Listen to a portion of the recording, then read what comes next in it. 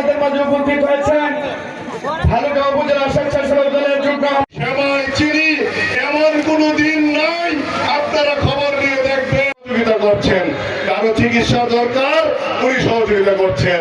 আল্লাহ ইউনিয়নের আজকে শুধুমাত্র এই 1200 টাকা দামের শাড়ি আল্লাহ যদি মোর্শেদ আলম সাহেবকে এমপি নির্বাচিত করে সরকারি অনুষ্ঠানে এসেছেন, আমি আপনাদেরকে ধন্যবাদ জানাই, কৃতজ্ঞতা প্রকাশ করব। বাস্তবতা পেশ করছে। আপনারা অনেকে বলতে পারেন রাষ্ট্র আমার মেরামত করে কিভাবে। আগামীতে যাতে